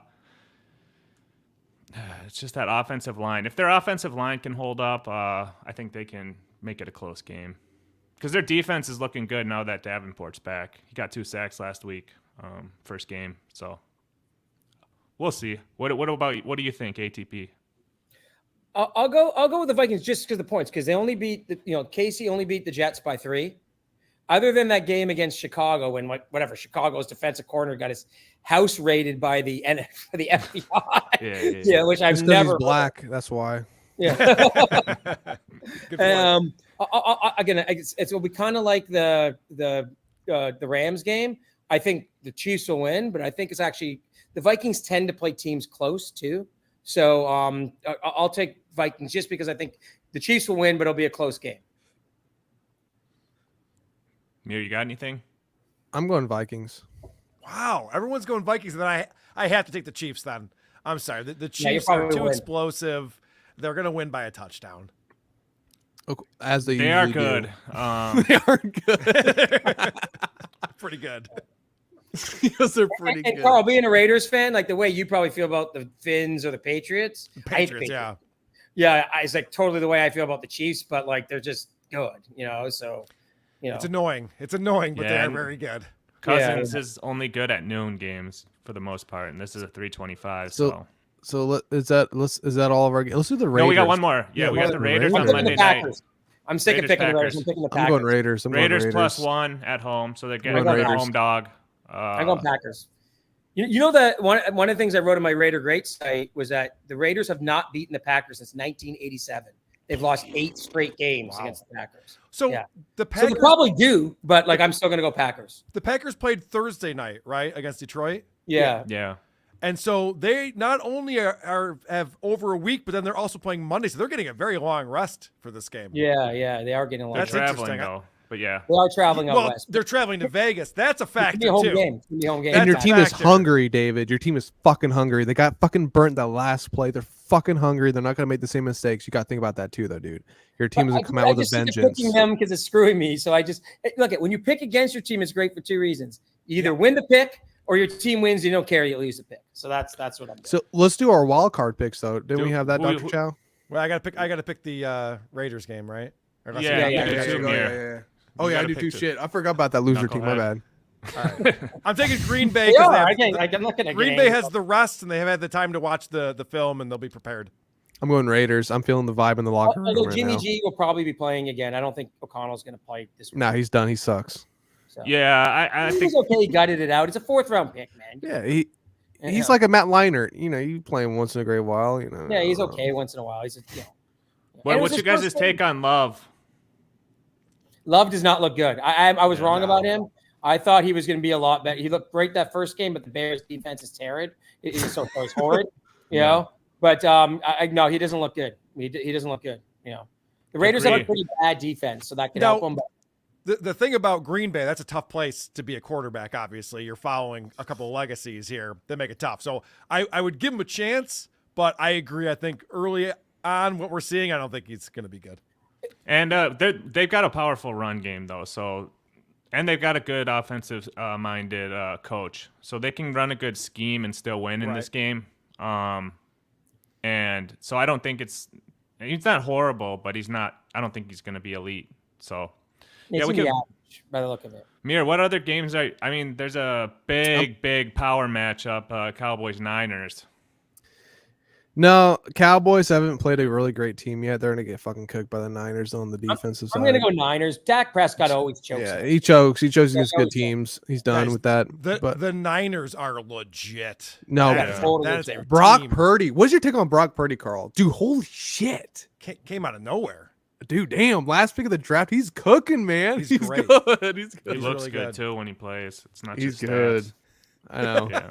What do you mean, like physically you're attracted to No, him? I mean just like the way he moves. Yeah, he's hot. You know, Hang like on. you know, He's- some quarterbacks. He's white, so he likes him a lot, you know. He's not black, QB. well, what so- about the guy in New England? He'd be like the opposite, Mac Jones. Like he He's doesn't a- look good. He's a playing Mormon. Fuck quarterback, that fag. But yeah, but the other I don't guy. think you can use the F slur on YouTube. I think you should be canceled right now. You know what? Hang soon enough. Wait. I You told can't him say that I'm actually- Latino. You can't say that shit, man. Come on, bro. I got Hey, a cut. Carl, so I know you have that place in Florida. So when Yeah. the Bills play the Finns, are you going to go down to the game? I know you're quite a ways away, or are you just going to stay at home? You know. I actually asked my wife if she wanted to go to that game the other day, and she said, hell no. So I guess we're not going to that game. How supportive is your wife of your show and like just everything? Is she super supportive of you, man? How is that going for you? Was it Yeah. hard at first when it first started and all the hate was coming through, and then she kind of got used to it, and she was like, you know what I'm saying? Because that's a huge thing with wives, with podcasters. Like, what are you doing? Wasting all your time away from the family. Why don't you get a real job and do this? Maybe I did this intelligently and maybe not, but I made her a part of the show from the get-go because she is a singer and she's a phenomenal singer. So I created the jingles department and made her the head of the jingles department. And she's sung a lot of songs. She's co-hosted with me before. So she's a huge supporter. She listens to every episode and she's into it. And your That's music, awesome, man. Your music is iconic. That like, who are these podcasts? Podcasts. Like, everyone knows it. 'cause Hey, it plays right after the yes, sir. beginning. This guy right here. That's her So- You're an singing OG, it. man. Well, also, God damn, you're my a fucking wife cool and I, one of the first things that we ever bonded over, because she was my hairstylist before we started dating, but she Hell yeah. loved Sure. Opie and Anthony. Nice. And Yeah. we would talk about Opie and Anthony. I remember, I think the first time she ever texted me was because Opie and Anthony was taken off the air in Rochester, and she was like, "Where did our guys go?" That was like the first text I ever got from her. So it's she came with me that first time I went on Anthony Cumia's show and got to meet Anthony. So she's really into it. She loves that we get to hang with these people now. Hey, Carl, did you get the WATP from WNBC? Did you get it from that a bit? Yeah. He goes, yeah. I figured that. Yeah, I figured. Carl, you're such a cool man. That's dude. crazy. Damn. So like your show kind of was inspired. It's kind of a hybrid between Jocktober and like a Corolla style, like segmented show. Yeah. And then but you actually, your favorite guys were Opie and Anthony, and you and your wife met because of them, basically. Well, we definitely bonded over them. We met because we played in a band together. Wow. We had friends. We put together this show every Valentine's Day Massacre show, and they put together this hybrid band of people from all different bands, and they brought me in to play guitar, and she was the singer, and that's how we actually met for the first time. But yeah, she was a huge Howard Stern fan, as was I. She used to live downstate, and she was listening to Howard Stern before he was even in Rochester. So she goes way back with Howard, and then when Opie and Anthony came into the market, we started listening to that. So she's really into talk radio, morning talk radio. That's awesome. I got a question for you. What was like the first date you went on with her? How'd you pull that card? Like, what was your first date with her? Can you like speak that to us a little bit? Yeah. The first, our first like date. Yeah, first official date. This is going back to, you guys remember like Guitar Hero? Yes. Rock Band? Yes, with the Beatles, they did their special thing too. Yes, I had that. So I had Rock Band. You bought that shit? Yeah, fuck yeah. I had Rock Band. So you have like the guitar, the microphone, the drum set, everything. So I invited her over to my house to play Rock Band with me. Yeah. And she ended up spending the night. Now, we didn't sleep together. Right, but you're a gentleman. yes, that was our that's awesome. That was our first time together. You're so damn, dude. You know what? I'm gonna say something right now. I've seen a lot of people shitting on you on the internet. You know, they talk about you. You're a nerd. Where? You're a fucking loser. You're Chad and John. You're a bum and whatnot. You're a loser. You're just a grifter, hopping on people's shit. Judging from this interview, when I'm talking to you as an actual person to person, you know, you're actually a really nice guy. You're a great man. You're a great father. I'm sure you're a great husband. You're also a great Bills fan, which I despise to some extent, but it's whatever. Well, thank you, Lil Mir. And you're a great patriot. And you're a great guy. I always knew you guys were all great super chatters, but what's up? I always knew you guys were all great super chatters, but it's been great to get to know you all and be part of the show. I've had a lot of fun with you guys. Hey, Carl, have you seen the new super chatter, Carl Professional Dork? Oh yeah, on MLC. Of course I have. Yeah. You should take that as a badge of honor, though. Like when people were making fun of my cabinets and Miatas and stuff after Patrick did this shit, I thought it was funny. It was just it got too over the board. Where like, you know, they were when people started using my photo on Twitter and pretending they were me, I was okay with that. But when someone made a Twitter account, my wife's name and photo, and started I'm like, that's not cool. I had this guy who works for me. You watched the videos I did with Barstool. And he was on the show a few weeks ago, Captain Morgan. Yeah. And when they were like Morgan the slave, someone made up like. No, that I know it's kind of funny. I thought it was even I chuckled at first, but I was like, you know what? That's a little fucking too much. Like, get a life. You know? Morgan the slave. That's genius. Holy shit. Anyway, let's get back into it though. What is your upset of the week? Let's got Morgan the slave. And if you're watching Morgan the slave, you're a piece of shit. Yes, that's right. Your master isn't happy with you. What is your good one, boss? Doctor, I try, buddy. Dr. Chow, let's go with the upsets of the week. Let's go with that real quick for NFL. I'll go Bears, I guess. I mean, I guess I'd pick. Yeah, I'll take the Bears to win outright against the Commanders, +6. Ooh, 6.5. Okay. Even though I think the Commanders are pretty good. The Bears stink. That's a terrible pick. I'm going to go with the Pittsburgh Steelers, who can't be as bad as they've been playing. That's a good pick right there. Be the Ravens at are playing bad too. That's better. Yeah, that's a good pick. Baltimore's pretty good, but Pittsburgh can't be this bad. I'm trying to look. You know what? Mir, I'll go with your team. I'll go with your Dobbs. I'll go with the Cardinals over the Bengals. The Bengals look terrible. Oh, the Bengals are terrible. What happened to Joe Burrow? He's hurt. He's got to be. He got too much money. He's totally hurt. Yeah, but I'll go with the Cards because I think they got a bit of a shot. Or I would go Jets over Broncos because the way the Jets played against the Chiefs, I think they could take the Broncos. Broncos one of those terrible. Yeah.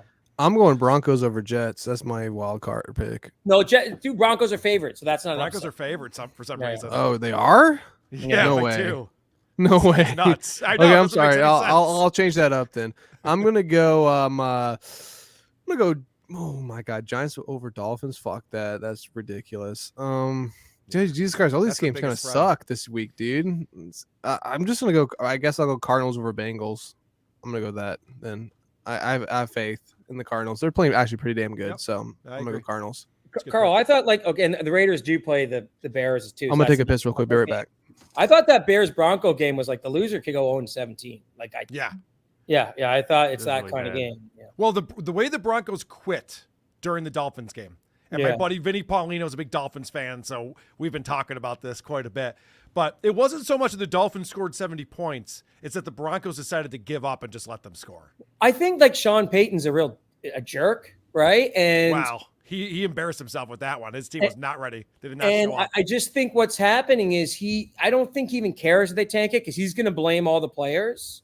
And then if he can get Caleb Williams or something like that, and just get rid of Wilson, even take the cap hit and do that, I Dude, think he doesn't care.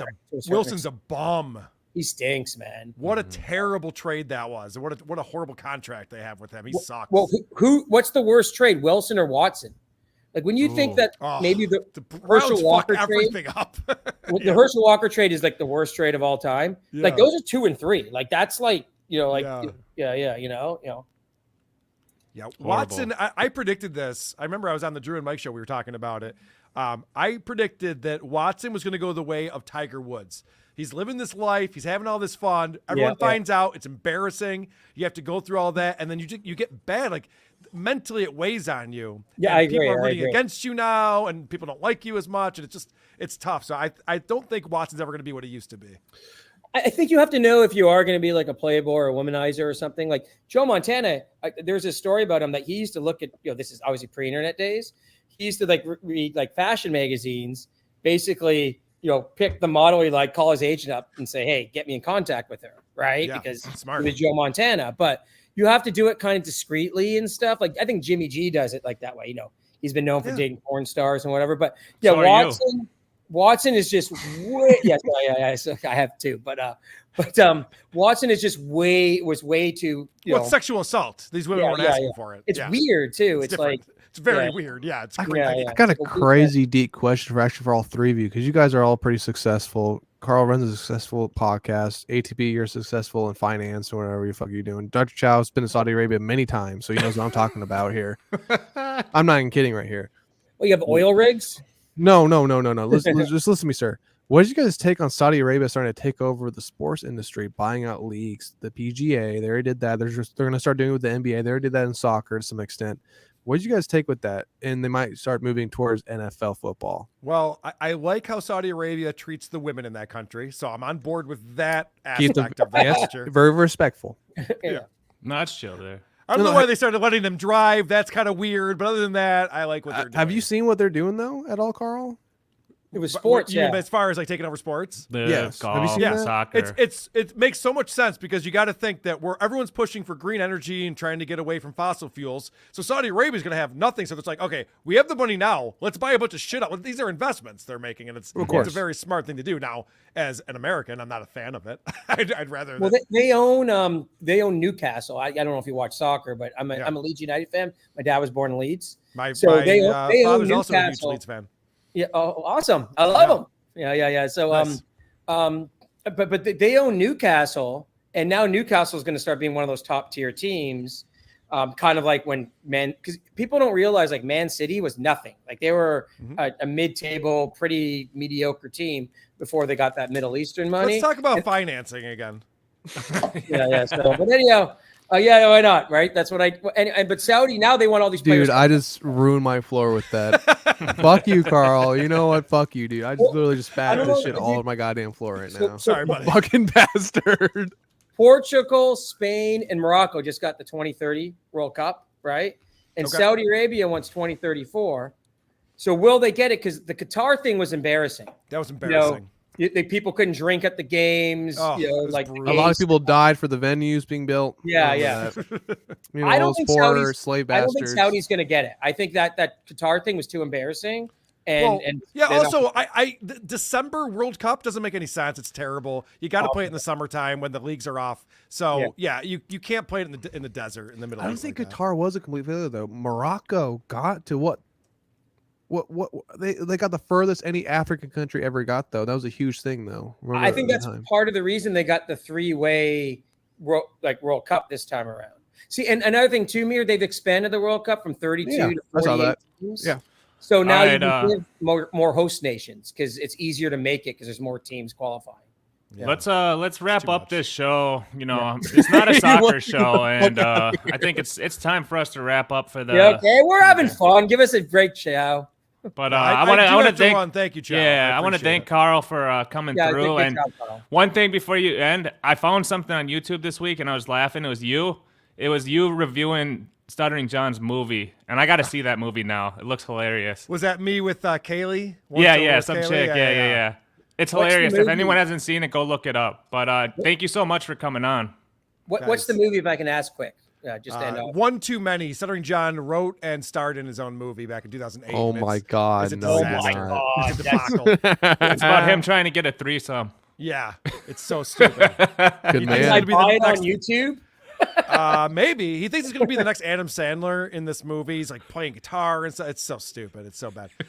Guys, thank you so much for having me on. This has Thanks, been a buddy. blast. Yes, sir. Let's do it Appreciate again.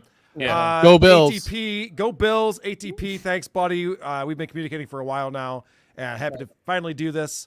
Whoarethese.com is where you I want wish to go to find all my MLC and stuff. you would kiss and make up because you're good on the show. You know. Me too. I say this all the time. I hope to one day be back on MLC. I hope that does happen. All right, buddy. I Awesome, love buddy. you, man. Carl, Take you're, care, you're, man. you're a genius. Thank you, sir. Thanks, Thanks. guys. Later. Later. Later. All right, Great guy. another successful episode of Mir Musk. Hope you guys have a lovely rest of your day. I'm Go sorry Raiders. if I talk finance too much. I didn't know it pissed people off. So No, holy no, shit. it's cool. Oh, yeah, It you're was good, funny. man. I loved it. You made me spit out my fucking alcohol over the fucking place. It was great. Just a callback. It's It funny. was just a callback. I love you guys. You guys are awesome. You guys That are was a lot great. of fun. Yeah, It was a lot of fun. Carl's a great human being. Everyone else in the chat, have a great rest of your day, and go Raiders and Vikings and Eagles. Peace. Appreciate you guys. Thanks. I'm not gonna have a great rest of the day being a Raiders fan. Till next time.